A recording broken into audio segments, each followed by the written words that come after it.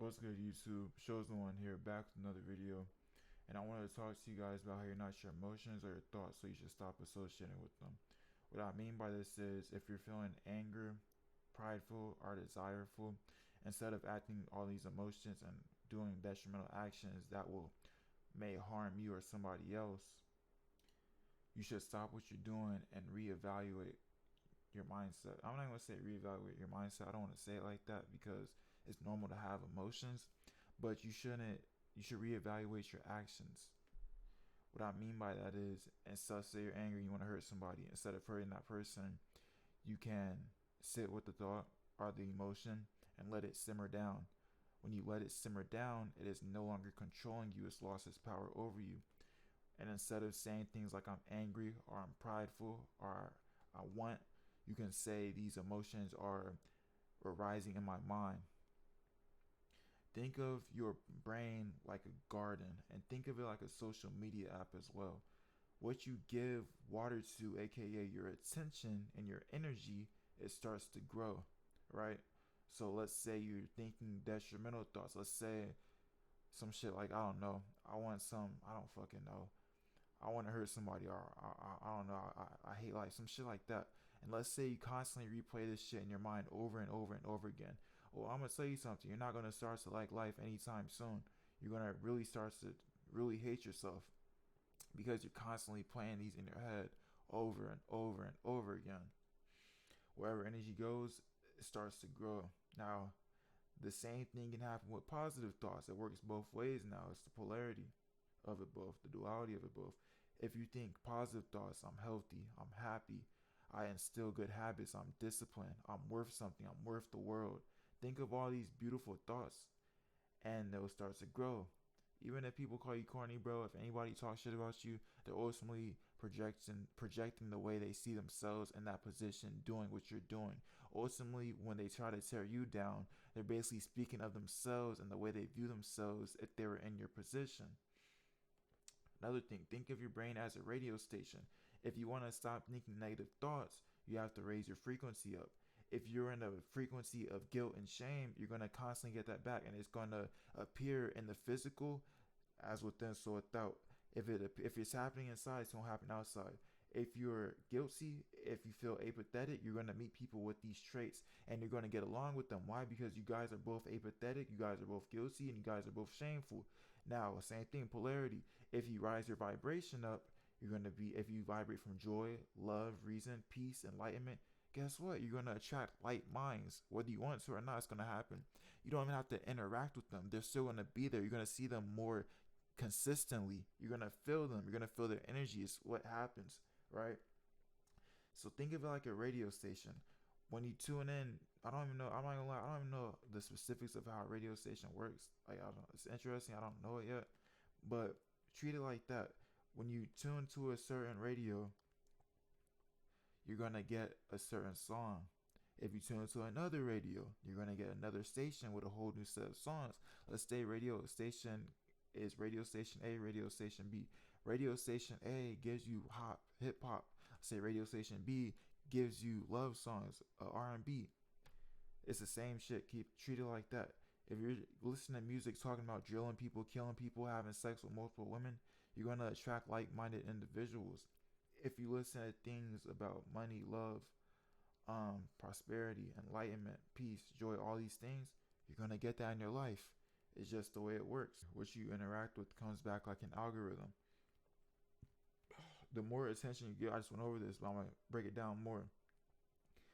The more attention you give to it, it constantly loops over and over and over again. Your brain treats it like a like button. Every time you give it awareness, it's like. Every time awareness, it's like. Every time awareness, it's like. The best way to get rid of it is by showing you're not interested with it. If you see a post on Instagram that you dislike and you just scroll because you subconsciously know you dislike it, what's gonna happen? Chances are you're not gonna see another one on the post again, correct? Okay. What you interact with comes back like an algorithm. What you interact with comes back like an algorithm. Let's say you like a video on Instagram or a photo on Instagram. You're going to keep seeing that photo regardless of what you do. If you like it, if you comment, if you interact with it, you're going to consistently see that photo or video over and over and again, over and over again. Your brain is the exact same thing.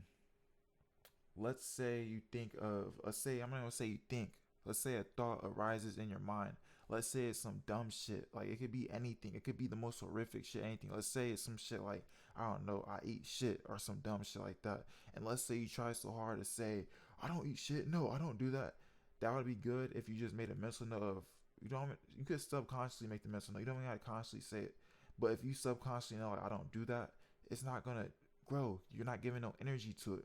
Now, if you try defending it, I don't do that. I don't eat shit. I don't. That shit's weird. Or dude, or some weird shit like that. You're giving energy to it. Your brain doesn't respond to. I don't do that. All that is desperation. That's what it responds back to. And if you're desperate for something, it's gonna give you something. It's gonna keep giving you that thought until you learn to stop associating with it, and you learn to feed the thoughts that actually are going to grow with you. All right. It works the same with emotions. The next time you think of an emotion, treat it like, instead of my fault. It works the same with emotions. The next time you think a negative emotion, instead of acting on it, if it's a detrimental action, treat it like an uninterested post and stand still and watch the emotion dissolve. I just went over this, but if you forgot, if you're being angry, if you're sad, and you want to do something detrimental to yourself, sit right there and let it simmer down. Let it die down. You don't got to act on every emotion. You don't have to. That's impulsive, first of all. And if you're moving impulsive in the world, you're moving extremely vulnerable.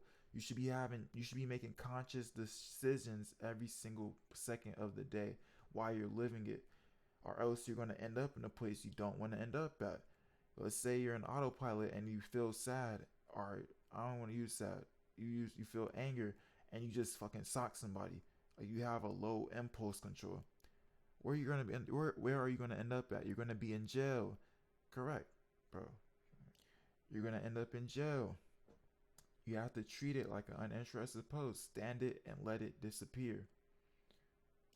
Once you learn to channel your awareness to certain thoughts and align your actions with those thoughts, then you're a step closer to creating your reality. The reason I'm not saying, oh, if you think positive, you're gonna get the life you want, it's more than that shit. It's not as easy as it sounds. It's not easy to just think something, that shit, poof, it appears.